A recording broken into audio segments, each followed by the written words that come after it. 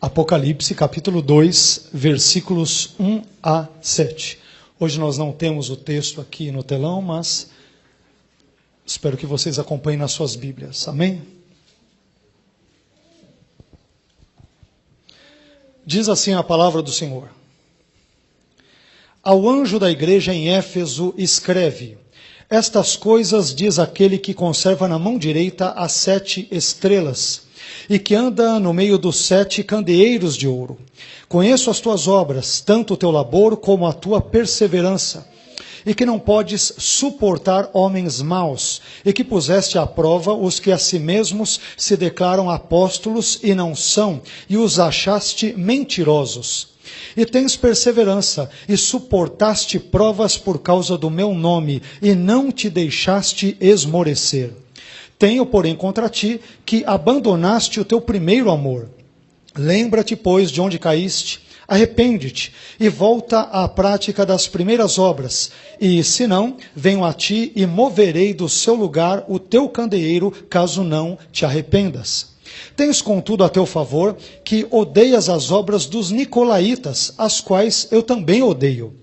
Quem tem ouvidos, ouça o que o Espírito diz às igrejas. Ao vencedor, dar-lhe-ei que se alimente da árvore da vida que se encontra no paraíso de Deus. Amém? Vamos orar, agradecer a Deus e pedir que Ele fale conosco nesta noite por meio da sua palavra. Amém? Pai, te agradecemos por esse texto bíblico que acabamos de ler, esse trecho maravilhoso da sua palavra, e te pedimos que o Senhor nos dê graça, Senhor, hoje, durante os próximos domingos, para discorrermos sobre cada uma destas cartas endereçadas a cada uma das 7 igrejas da Ásia, e que também tem lições importantíssimas a nos trazer nos dias atuais. Te pedimos, novamente, portanto, graça para poder transmitir a tua vontade, a tua mensagem para a sua igreja, e do mesmo modo te pedimos que o Senhor dê graça à sua igreja para absorver e compreender esta mensagem, e que tudo isto exalte, glorifique e engrandeça o teu santo nome. Em nome de Jesus que nós oramos e agradecemos. Amém. Amém. Amém. Podem se assentar, meus irmãos.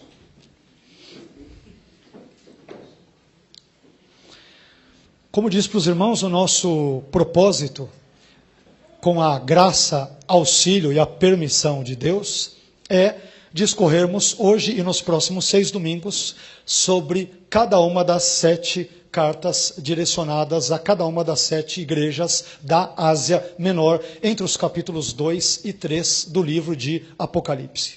Hoje, talvez a minha introdução será um pouquinho mais longa, porque eu farei uma introdução ao Apocalipse, de uma forma geral, e sobre também os principais métodos de interpretação do Apocalipse, para depois vocês já acompanharem mais tranquilamente, naturalmente, nas próximas semanas.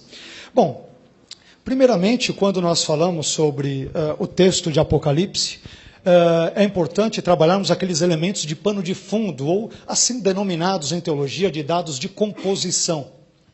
Primeiramente, portanto, quando falamos da autoria deste livro, normalmente entende-se que o apóstolo João, ele teria sido, ou de fato foi, o autor deste livro, importantíssimo e obscuro livro, em muitos dos seus pontos, do Novo Testamento. Que João escreveu o livro, ele aparece em algumas referências, tais como as que nós aqui citamos, Apocalipse capítulo 1, versículos 1, 4 e 9, e no capítulo 22, versículo 8. Além disso, dessa evidência interna, alguns dos pais da igreja, isto é, daqueles entre os sucessores dos apóstolos, que vivem entre os anos 100 a 650, 700, 750 depois de Cristo aproximadamente, como por exemplo Justino e Pápias, eles vão também dizer que João, ele foi o autor deste livro maravilhoso de Apocalipse. Com relação ao local e data em que Apocalipse teria sido escrito, o local ele é dado pelo próprio texto. Lemos ali em Apocalipse 1:9 que João ele estava na ilha de Patmos, uma pequena ilha situada no mar Egeu, a sudoeste de Éfeso, que é o lugar onde Deus lhe mostrou uma série de revelações acerca de acontecimentos, não apenas da sua época, mas também eventos escatológicos ou eventos futuros.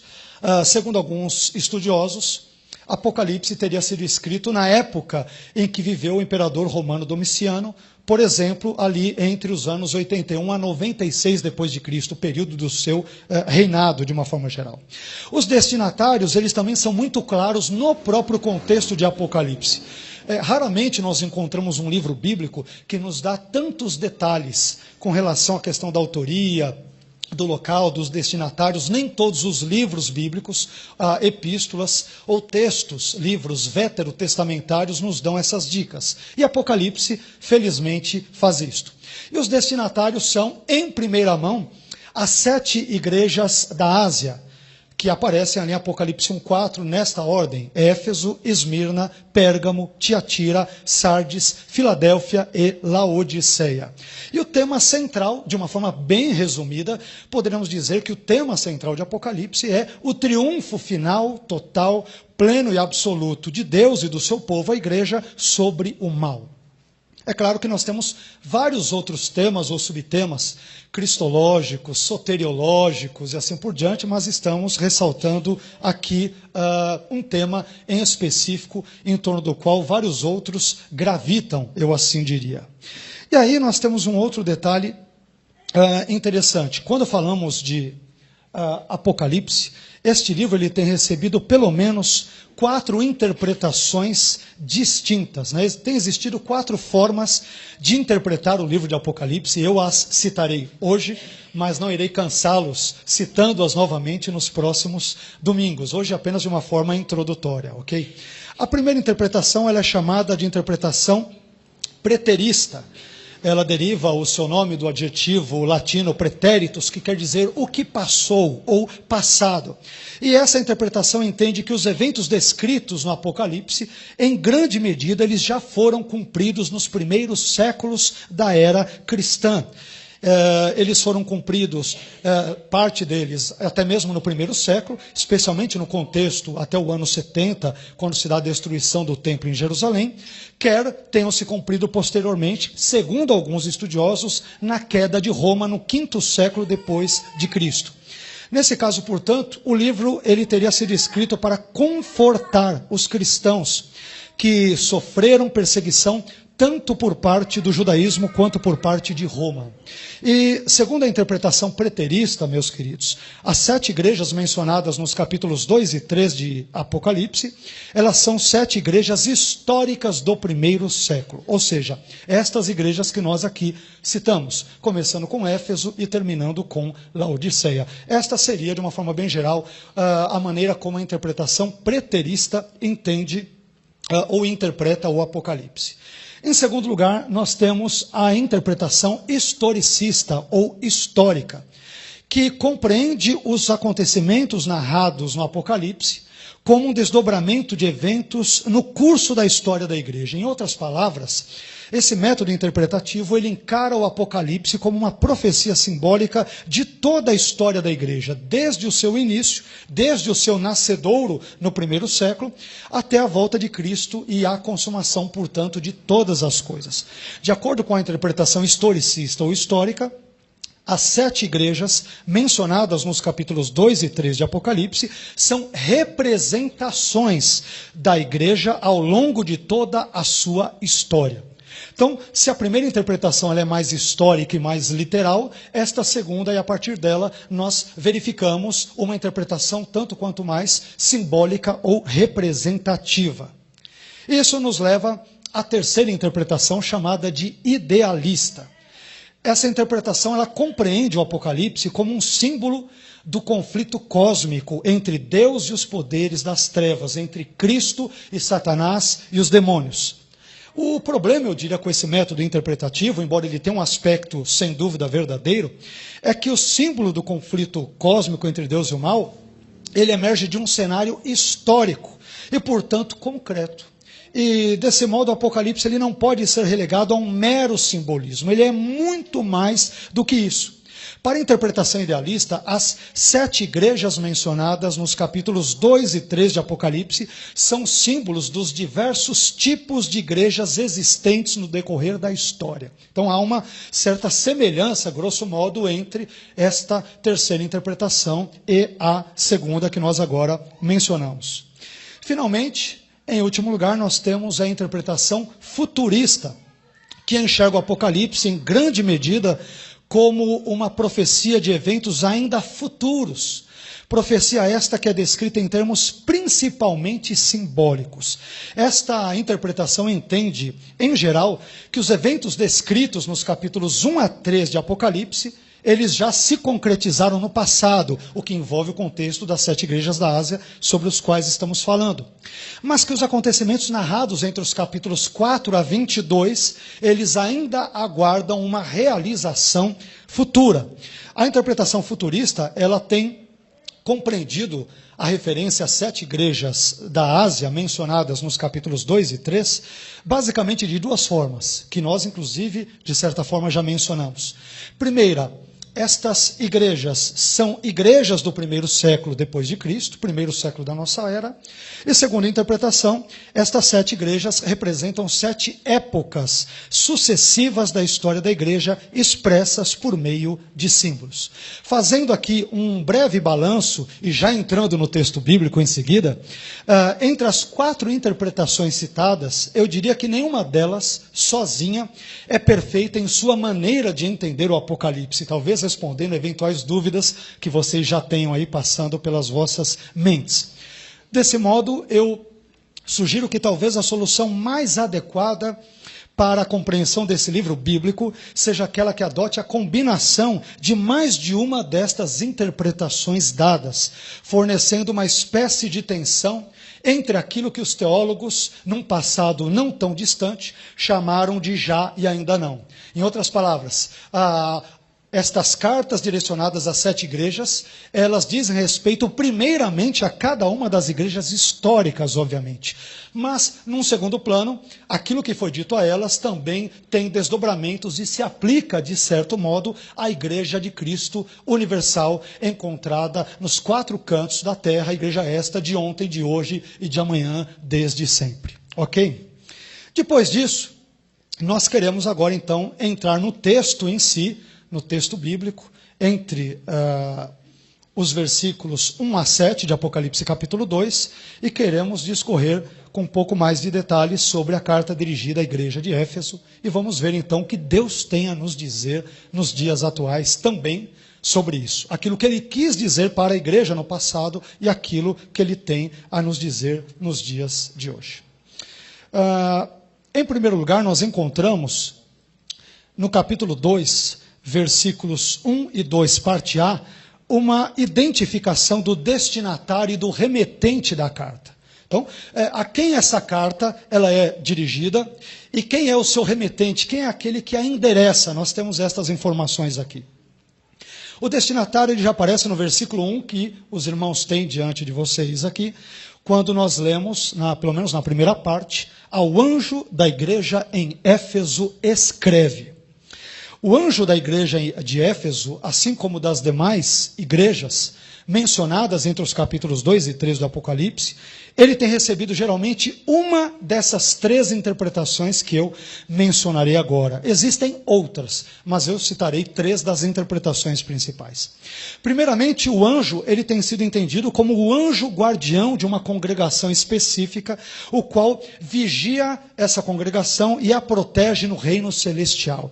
É uma espécie de anjo da guarda, como nós lemos muitas vezes no contexto católico, mas diríamos que aqui que é um anjo da guarda congregacional. Ele não cuida apenas de um indivíduo, mas ele cuida de todo um grupo de indivíduos, de toda uma igreja, neste caso, a igreja de Éfeso.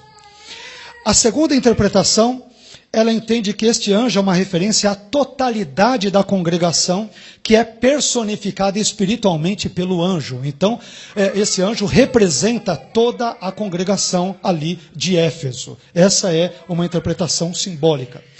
Em terceiro lugar, nós temos a interpretação que diz que o anjo, ele é o pastor que cuida de uma determinada congregação. Neste caso, ele cuida da congregação de Éfeso.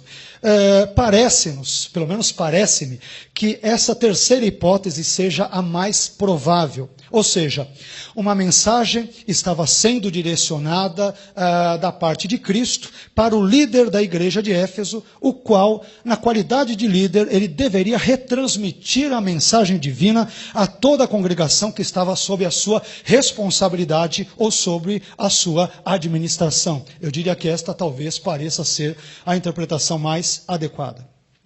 E, meus irmãos, esse anjo ou pastor, ele era líder da igreja em Éfeso. Cabe-nos aqui algumas importantes informações sobre Éfeso para entendermos o contexto cultural, histórico e até mesmo religioso em que essa igreja vive, a fim de que compreendamos também o porquê de Jesus ter dito a essa igreja aquilo que ele disse, o que nós já veremos em seguida. Éfeso era uma das cidades mais poderosas do Império Romano, que no período neotestamentário deveria ter mais de 250 mil habitantes, estando localizada na parte ocidental da Ásia Menor. Em termos econômicos, Éfeso era um dos centros de comércio e negócios da Ásia Menor mais importantes, vindo a ser uma das mais prósperas províncias do Império Romano, de que nós temos notícia, por exemplo, no contexto neotestamentário. Em termos religiosos, Éfeso era mais conhecida por seu templo dedicado à deusa da fertilidade, conhecida como Ártemis pelos gregos e Diana pelos romanos. O Artemision, que é o nome dado ao templo dedicado a Ártemis, por sua vez, ele era tão importante em termos religiosos para os pagãos, que ele literalmente possuía milhares de sacerdotes e sacerdotisas, muitos deles prostitutos e prostitutas cultuais, que ao mesmo tempo em que prestavam culto a Diana, a Baco e a várias outras divindades greco-romanas, estas pessoas regavam tais cultos idolátricos a orgias de todos os tipos e de todas as formas. Nós podemos perceber o poder, por exemplo, dessa adoração a Ártemis ou Diana no tumulto descrito lá em Atos, no capítulo 19, quando os devotos dessa pretensa divindade começaram a clamar: grande é a Diana dos Efésios. Éfeso, porém, ele é uma cidade que possuía muitos outros templos sagrados, incluindo alguns dedicados inclusive aos imperadores romanos. Então, era um centro religioso muito idolátrico, que prestava culto a Augusto, a Domiciano, a vários outros imperadores da época. Ao que tudo indica, meus queridos, a igreja de Éfeso ela foi estabelecida por aqueles indivíduos citados algumas vezes no Novo Testamento, Priscila e Áquila, os quais haviam sido deixados nesta cidade, na cidade de Éfeso, em 52 depois de Cristo por Paulo, e depois eles acabaram sendo ajudados por Apolo, conforme lemos lá em Atos, no capítulo 18, e também nos versículos 18 a 25. Paulo ele investiu cerca de quase 3 anos da sua vida, do seu ministério, abençoando ali a cidade de Éfeso e tornando-a uma espécie de um quartel-general para a evangelização de toda a região. E mais tarde, a igreja de Éfeso ela acabou lutando contra falsos mestres, fato este que também é mencionado no nosso contexto em Apocalipse 2, versículo 6, de uma forma geral. Depois, se os irmãos lerem Efésios 4, 14, 1 Timóteo nos capítulos 1 e 2 e assim por diante, os irmãos perceberão que Éfeso sempre teve uma briga grande com relação a falsos mestres ou falsos apóstolos. Isso é muito importante, porque daqui a pouco nós vamos entrar num assunto extremamente relevante no que diz respeito à importância do ensino bíblico na igreja. Nós vamos ver que Jesus, ele elogia profundamente Éfeso por causa do seu compromisso com as Escrituras, embora ele a critique por outro aspecto que nós também já descobriremos. Meus queridos, depois, saindo agora do destinatário, nós chegamos ao remetente, ainda no texto que nós temos aqui diante de nós. O remetente nós encontramos aí: estas coisas diz aquele que conserva na mão direita as 7 estrelas e que anda no meio dos 7 candeeiros de ouro. Nós vemos aqui primeiramente 2 características do remetente dessa carta, que é o próprio Senhor Jesus. 2 características com as quais ele se identifica. Primeiramente, Jesus se identifica como aquele que conserva na mão direita as 7 estrelas. Ele se identifica como aquele que tem nas suas mãos, ou na sua mão direita, mais propriamente dito, que ele tem nela as 7 estrelas. Quando nós lemos o contexto de Apocalipse, o último versículo de Apocalipse, no capítulo 1, ele irá dizer que cada uma destas 7 estrelas representa os anjos, ou, como nós interpretamos, os líderes da igreja. Então, essa expressão, meus irmãos, ela se refere ao controle soberano que Cristo tem sobre o líder da igreja em Éfeso, bem como de todas as demais igrejas, assim como se refere ao cuidado do Senhor para com estes mesmos líderes. Em outras palavras, os líderes cristãos estão nas mãos de Cristo e Cristo cuida deles. Amém? Essa é uma informação muito importante.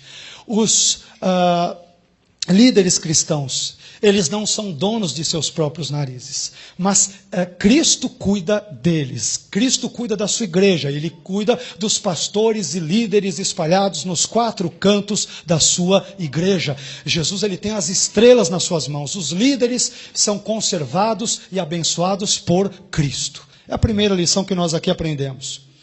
Em segundo lugar, Jesus ele se identifica como aquele que anda no meio dos 7 candeeiros de ouro, ou castiçais de ouro. Os 7 candeeiros de ouro, eles representam, ainda segundo o próprio Apocalipse, no capítulo 1 e no seu último versículo, ele representa cada uma das 7 igrejas. As 7 igrejas representam 7 candeeiros.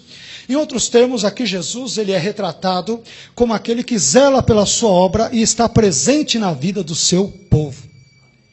No passado nós já havíamos lido em Mateus 28, versículo 20, que Jesus ele prometera aos seus discípulos: eis que estou convosco todos os dias até a consumação dos séculos. E agora, em Apocalipse, ele se mostra presente de fato na vida da sua igreja. Então Jesus ele tem os líderes das igrejas nas suas mãos. E ele é Senhor das próprias igrejas, no meio das quais ele anda. Isso é muito importante dizer, porque nos mostra que o dono da igreja não é um homem. Não são supostos apóstolos ou pastores que buscam arrancar a lã ou o couro das ovelhas, mas o dono da igreja é o próprio Cristo. Ele cuida dos líderes e cuida da sua igreja de uma forma geral.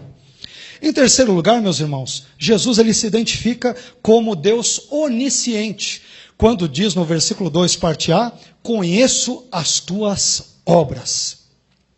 Jesus ele não é aqui retratado como Deus do teísmo aberto, cujo futuro ainda lhe é desconhecido. Nada disso. Ele é representado como Deus onisciente, que de fato é, e por isso conhece todas as coisas, incluindo as obras dos crentes efésios. Assim como ele conhece as minhas e as tuas obras, os meus e os teus pensamentos. Tudo aquilo que temos e somos, nada está oculto aos olhos do nosso Deus. Ele conhece tudo e absolutamente tudo sobre mim e sobre você. Ele conhece essa igreja 1000 vezes melhor do que eu mesmo, do que você. Ele é um Senhor onisciente que cuida da sua obra. E isto é retratado no texto dessa carta.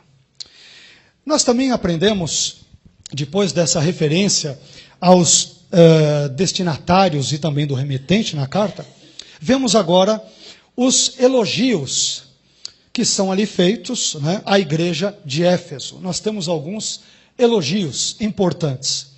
Depois de Jesus identificar-se como Senhor dos seus líderes, como o Senhor da sua igreja, porque ele anda também entre os candeeiros, e como Deus onisciente, Jesus apresenta pelo menos 4 elogios à igreja de Éfeso, que eu gostaria de compartilhar com vocês. E isso tem desdobramentos para a maneira, para o modo como eu e você, como nós prestamos culto a Deus. Porque por meio desses elogios, nós temos grandes dicas, grandes pistas daquilo que Jesus espera da sua igreja, que ela faça para ele. Amém? Em primeiro lugar, Jesus elogia os crentes de Éfeso por seu trabalho duro.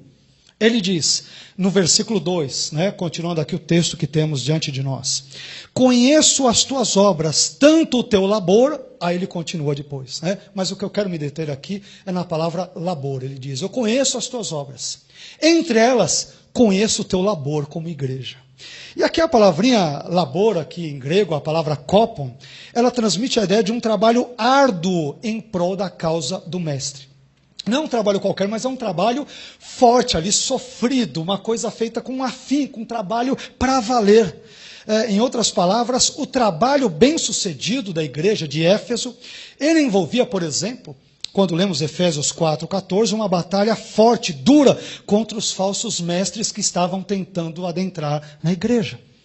Então, Jesus elogia a igreja de Éfeso, por quê? Porque trabalhavam para Jesus para valer.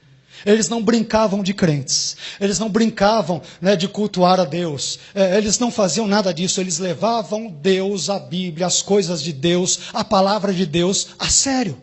Amém, queridos? Eu creio que essa é uma grande lição para nós hoje. E isso recebeu de Jesus o elogio.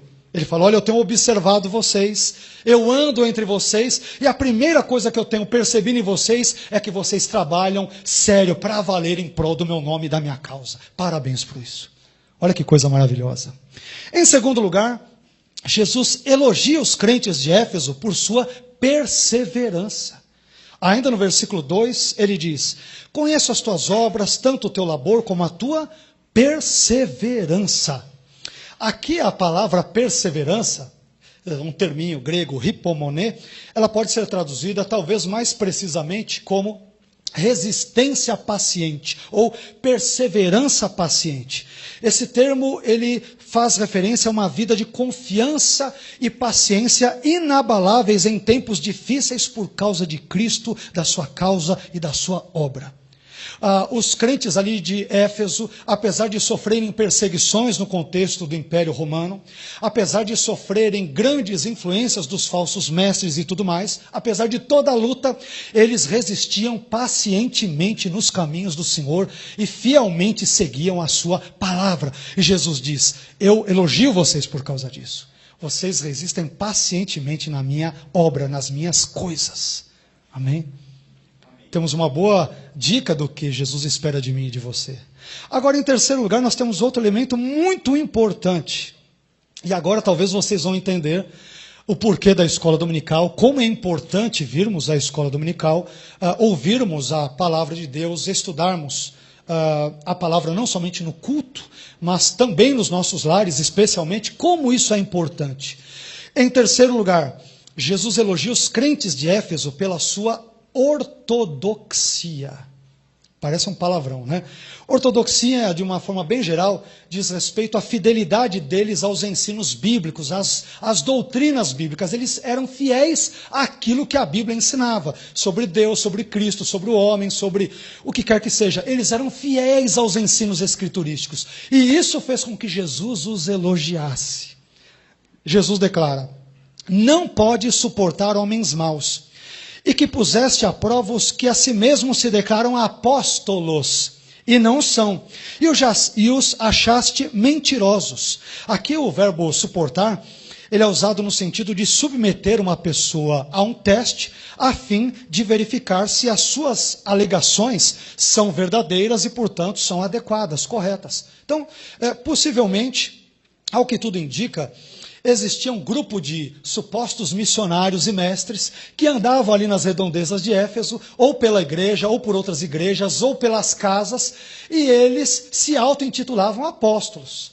E aí isso espalhou, chegou ao ouvido do líder ou do anjo da igreja de Éfeso, ou eles chegaram até eles falaram, peraí, mas vamos ver se esses sujeitos são apóstolos mesmo, né? Vamos ver se eles conhecem Cristo, a palavra, enfim, usaram uma série de critérios bíblicos para poder ver se eles eram. E quando foram peneirar, viram que eles não eram apóstolos coisa nenhuma, eles eram charlatães, eles eram mentirosos. Olha que coisa interessante. Meus queridos, na igreja primitiva, o termo apóstolo ele era usado basicamente de duas formas, para nós entendermos o porquê da briga aqui entre os efésios e esses falsos apóstolos.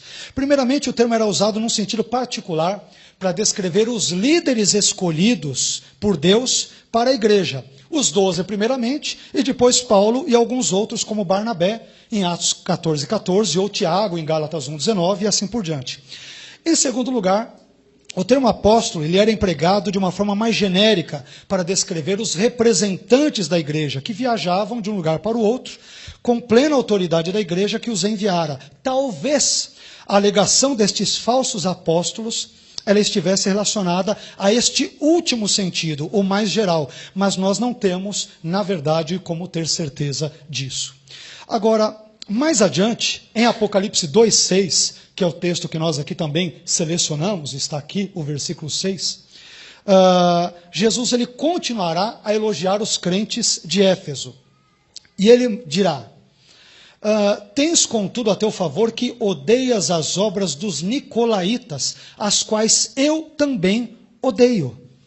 É interessante que na carta aos crentes de Pérgamo, em Apocalipse 2:15, que nós veremos nos próximos encontros, Jesus irá criticar as doutrinas dos nicolaítas. Nós não sabemos ao certo quem eram os nicolaítas. Existem pelo menos 3 teorias que explicam quem eram os tais dos nicolaítas. Segundo alguns, eles eram seguidores de um tal de Nicolau, que era um prosélito citado em Atos, no capítulo 6, versículo 5, indicado para ser um dos diáconos. Outros dizem que os nicolaítas eles formavam uma seita gnóstica que buscava se infiltrar nas igrejas, a fim de disseminar um ensinamento espúrio. E ainda outros dizem que eles eram pessoas que seguiam os ensinos de Balaão, sendo a possível relação existente entre os nicolaítas e os ensinos de Balaão, mencionados ali em Apocalipse, capítulo 2, versículos 14 e 15. Seja como for, a questão é que os crentes de Éfeso, eles são elogiados por Jesus por serem fiéis à palavra de Deus e aos ensinamentos bíblicos. Eles são elogiados por isso. Jesus elogia dizendo, olha, vocês puseram os falsos mestres para correr. Vocês não toleram os nicolaítas, as doutrinas deles. Eu também abomino as obras dos nicolaítas como vocês. Vocês odeiam as obras deles, eu, Cristo, também odeio as obras dos nicolaítas. E quando você vai para Apocalipse 2, 14 e 15, você descobre que essas obras eram a doutrina deles. Vocês estão entendendo como é importante a doutrina para uma igreja? A igreja de Éfeso é elogiada, por quê? Porque ela era ortodoxa. Tinha uma doutrina bíblica, tinha um ensino bíblico. O pastor da igreja, quando ele tomava o microfone, entre aspas, que não existia na época, claro, né? Não estou sendo anacrônico aqui na minha fala, mas ele não ensinava bobagens para a igreja, ele combatia os falsos ensinos. Não havia teologia da prosperidade, não havia nada dessas baboseiras que muitas vezes, infelizmente, vemos hoje. Era uma igreja ortodoxa, com crenças bíblicas, com doutrinas bíblicas. E quando Jesus se dirige a essa igreja, ele fala, parabéns por isso. Vocês não negociam o meu evangelho. Vocês são fiéis à minha palavra. Vocês perseveram na doutrina dos apóstolos, como diz Atos 2, e eu estou aqui para elogiá-los. Vocês não toleram as doutrinas dos nicolaítas. Eu também não tolero e as odeio. E por isso, parabéns.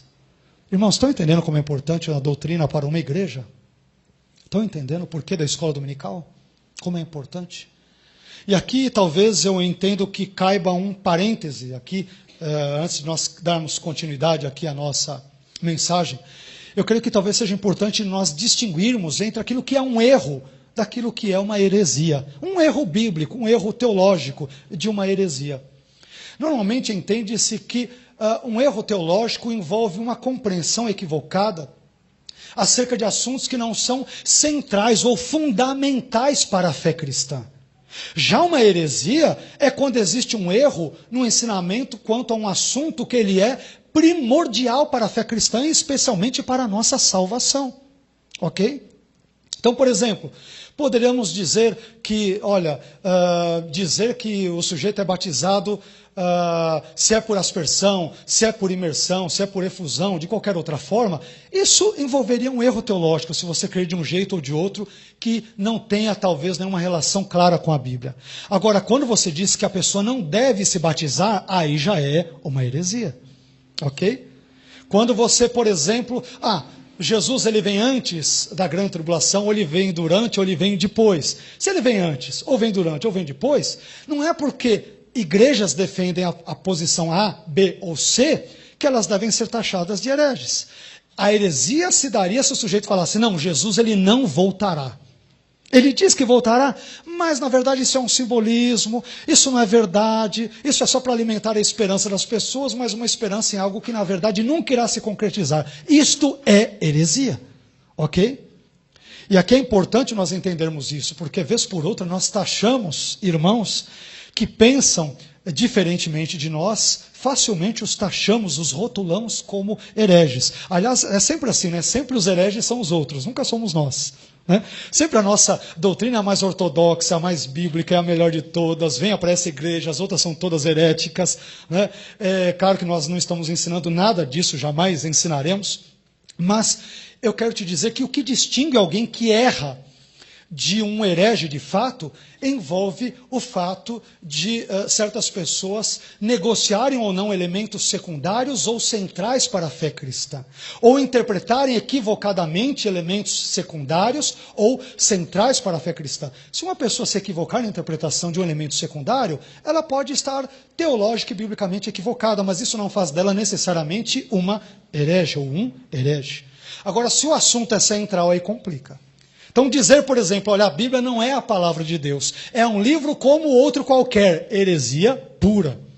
Olha, Jesus ele não nasceu de uma virgem não, tá? Quando ele nasceu, José teve um relacionamento com Maria e tudo, e ele nasceu dos dois, isso é heresia. Dizer que Jesus não ressuscitou literalmente dos mortos é heresia. Dizer que Jesus não voltará literalmente, pessoalmente, para buscar a sua igreja é heresia. Ok? Mas se o homem, né, é corpo, alma e espírito, é só corpo e alma, só corpo e espírito e tudo mais, meu irmão, isso pode ser um problema teológico, mas não é necessariamente um indicativo de heresia. Ok? Bem, tendo dito isto, continuemos aqui no quarto e último elogio nesse contexto. Em quarto lugar, Jesus elogia os crentes de Éfeso por sua lealdade a Cristo. Ele afirma, e tens perseverança, e suportaste provas por causa do meu nome, e não deixaste esmorecer. E aqui nós temos vários outros ensinamentos extremamente importantes que acabam seguindo o texto. Os cristãos de Éfeso, eles tinham não apenas permanecido firmes em favor da ortodoxia, mas também haviam triunfado sobre os hereges e mantido sua vigilância espiritual. E é por isso que Jesus os elogia, porque eles eram leais a Cristo. Amém, queridos? Quando nós lemos isso, e nós verificamos, continuando aqui o versículo 3, como nós aqui lemos e outros, nós encontramos esse tipo de ensinamento.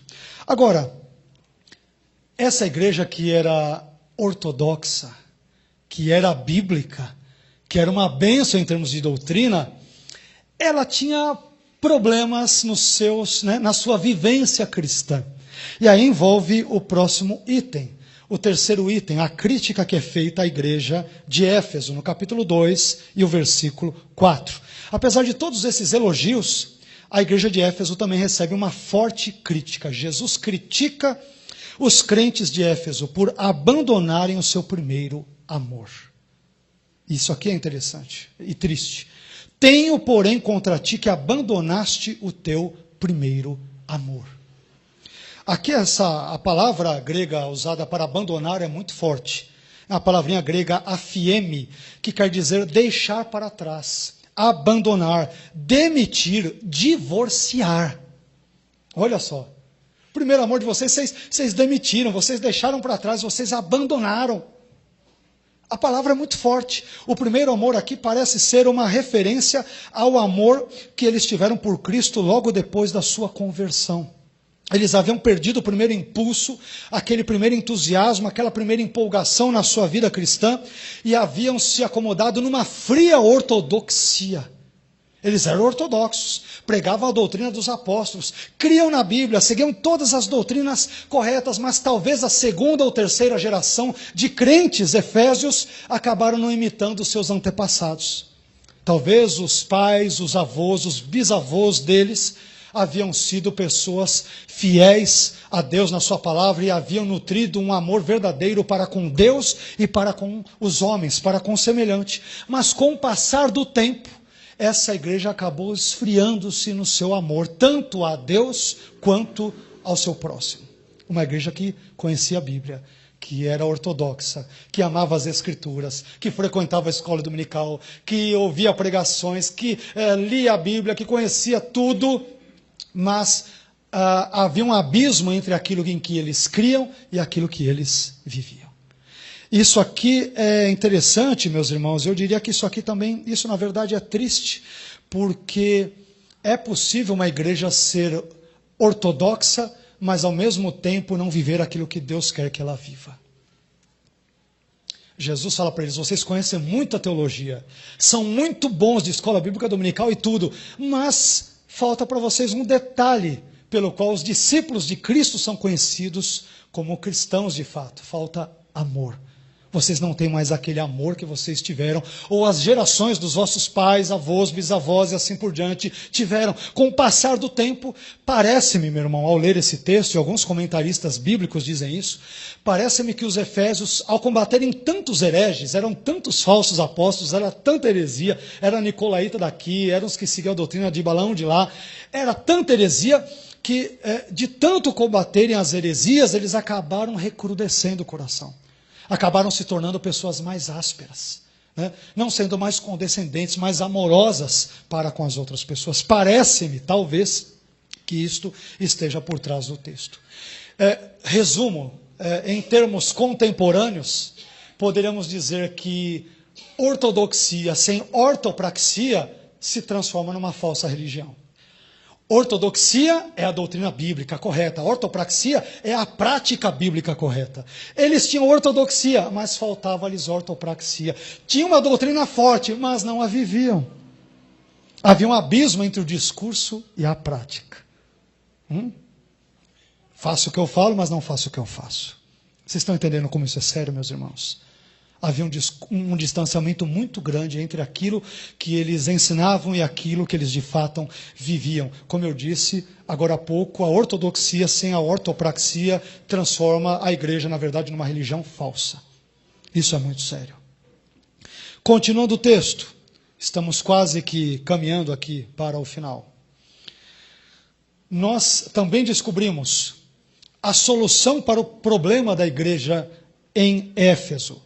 Aqui é interessante que Jesus ele não apenas aponta para os problemas da igreja de Éfeso, mas ele também apresenta a solução para o seu estado espiritual. Uma coisa é fácil você apontar para os problemas e não dar solução nenhuma. Jesus ele critica a igreja, olha, ele elogia o que tem que elogiar, vocês são bons de teologia, colocaram os falsos apóstolos para correr, vocês perseveram por causa do meu nome, vocês me amam, tudo isso é maravilhoso, né? Aí ele faz a crítica, mas depois de fazer a crítica, ele dá a solução também a isso. E aí nós vemos no texto, diante da crítica de Jesus, os crentes de Éfeso deveriam tomar duas atitudes. Primeira, eles deviam se lembrar da situação na qual haviam caído. Jesus lhes diz: lembra-te, pois, de onde caíste. Primeiro, eles deveriam se lembrar. E aqui lembra-te não é apenas trazer uma informação à mente, mas é agir de acordo. Em outras palavras, Jesus está dizendo para os crentes da igreja de Éfeso: lembrem-se como vocês eram, como seus antepassados, quando vocês se converteram, como eles lutavam, eles me amavam a minha obra, e aí os anos foram passando e vocês foram literalmente caindo. Lembrem-se de onde vocês caíram. Esse desamor que está presente na igreja de Éfeso é uma queda. Jesus diz: lembrem-se de onde vocês caíram. Deixar de amar a Deus ou ao próximo, ou ter esse amor menor, na linguagem de Jesus, é uma queda. É uma queda. Aliás, o próprio Jesus já nos dissera no Evangelho de João, que nisto todos conhecerão que sois meus discípulos, se vos amardes uns aos outros. Isso estava faltando na igreja de Éfeso. Havia muita doutrina, tinha pouco amor. Conheceu muito da Bíblia, mas simplesmente não a colocava em prática. Então, meu irmão, quando há um distanciamento entre o nosso discurso e a nossa vivência, tomemos cuidado com isso. Isso é muito sério, muito sério. Segundo lugar, eles deviam se arrepender de suas práticas. É isso que diz o texto, não é? Lembra-te, pois, de onde caíste, versículo 5. Arrepende-te e volta à prática das primeiras obras. Quais eram as primeiras obras? O primeiro amor. Gente, voltem, vocês não têm que parar de se preocupar com a doutrina, isso é uma maravilha, mas além da doutrina, voltem ao primeiro amor, continuem a me servir com garra, com amor, não só para comigo, a minha obra, mas aos irmãos como vocês, os seus antepassados fizeram. Sabe quem foi importante para a fundação de Éfeso e para a liderança de Éfeso? Apóstolos como Paulo e João, além de Timóteo. Eu fico imaginando, se uma igreja que tinha como líderes, que ensinaram e ficaram anos ali, como Paulo, né, como João e outros, ela chegou nesse estado, meu irmão, o que dirá de outras igrejas? Paulo ficou quase 3 anos ensinando em Éfeso, e aqui ela estava com uma doutrina boa, graças a Deus, mas começou a cambar para um lado que não era legal. E um dos líderes da igreja, né, durante um tempo, nós tivemos ali o próprio Paulo e o próprio João. Olha como a situação, né, ela é difícil. É muito difícil. Pensemos nisso. Pensemos nesse aspecto porque é importante.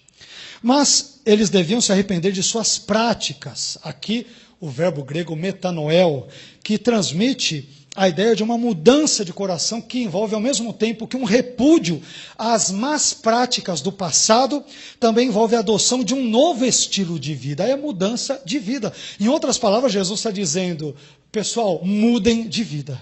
Mudem de vida. Qual é a solução? Lembrem-se de como vocês eram e agora como vocês são e mudem de vida.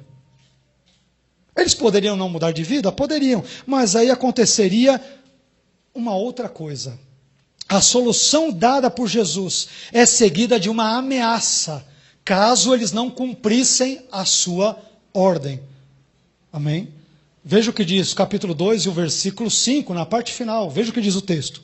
Se vocês não se lembrarem, não se arrependerem, não se emendarem, venham a ti, e o verbo grego realmente ele está no presente, não é eu virei. Eu estou vindo, se vocês não mudarem, olha, eu estou aqui, eu estou às portas. Se não, venho a ti e te moverei do seu lugar do teu candeeiro, caso não te arrependas. Isso aqui tem dado margem para muitas interpretações, né? Deus está dizendo, olha, vocês, pode ser que Paulo ensinou no meio de vocês, João ensinou no meio de vocês, Timóteo vos ajudou, um monte de gente importante ajudou vocês, Priscila, Áquila e tudo. Se vocês não se arrependerem, eu vou remover o teu candeeiro. O candeeiro é uma referência à igreja. Eu vou tirar a sua igreja do lugar. O que isso quer dizer, né, os estudiosos eles têm debatido, né? Muitos têm debatido a ideia do virei a ti. Esse virei a ti diz respeito à segunda vinda de Cristo ou diz respeito a uma vinda iminente com juízo. Eu vou entrar em juízo. A segunda questão envolve a ideia da remoção do candelabro, que representa a igreja. O que quer dizer eu vou remover o candeeiro? Né? Isto seria a perda do testemunho, de modo que a igreja não teria mais força no seu testemunho cristão, espiritual, na região, ou isso talvez possa se referir à apostasia e à sua subsequente perda de posição enquanto igreja. Será que é uma perda de um testemunho? Ou talvez ali, se eles continuassem naquela vivência sem amor e tudo, isto representaria uma apostasia e, portanto, de acordo com um grupo de pensamento, poderia significar a perda da salvação. Então, esta segunda hipótese talvez seja mais provável nesse contexto. Mas querem que eu lhes dê a boa notícia? Um cristão chamado Inácio de Antioquia, mais ou menos uma década depois, alguns anos depois, você vê, Jesus disse isso no finalzinho do 1º século. Anos e anos depois, e esse texto que eu estou citando, ele não é escriturístico, mas tem um sujeito, um teólogo chamado Inácio de Antioquia. Ele escreve a sua também conhecida carta aos Efésios. E quando ele escreve, anos depois desse evento do Apocalipse, ele elogia os Efésios por terem permanecido firmes na fé. Isso que significa que a repreensão de Jesus funcionou. Eles ficaram firmes. Jesus não lhes tomou o candeeiro. Anos depois, nós vamos descobrir isso com a epístola de Inácio de Antioquia aos Efésios, especialmente no capítulo 1, versículo 1 e no capítulo 9, versículo 1, onde os Efésios são elogiados pela sua ortodoxia e pela sua fé. Eles sempre continuavam fiéis à palavra e mudaram de vida conforme o mestre lhes havia ordenado. Amém? Então, o candeeiro não foi removido. Finalmente, meus irmãos, esse texto todo ele tem uma promessa. Nós temos aqui a promessa de Jesus à igreja de Éfeso, uma igreja tão elogiada, tão abençoada, né, que tinha os seus problemas, mas depois de tudo o que foi dito, a carta termina com uma maravilhosa promessa de Jesus feita à igreja, bem como a todos os cristãos, que diz: quem tem ouvidos, ouça o que o Espírito diz às igrejas. Ao vencedor, dar-lhe-ei que se alimente da árvore da vida que se encontra no paraíso de Deus. Aqui, meus irmãos, não é uma referência apenas a uma promessa feita à igreja de Éfeso, mas a todas as verdadeiras igrejas de todas as épocas e lugares que verdadeiramente creem em Cristo. Essa referência à alimentação da árvore da vida nos remete ao Gênesis e nos apresenta uma linguagem que aponta para a promessa de vida eterna no reino de Deus, quando então toda a realidade presente, envolta em pecado, será transformada numa realidade redimida por Deus. E assim nós desfrutaremos de novos céus e de nova terra, nos quais habitarão para sempre a justiça.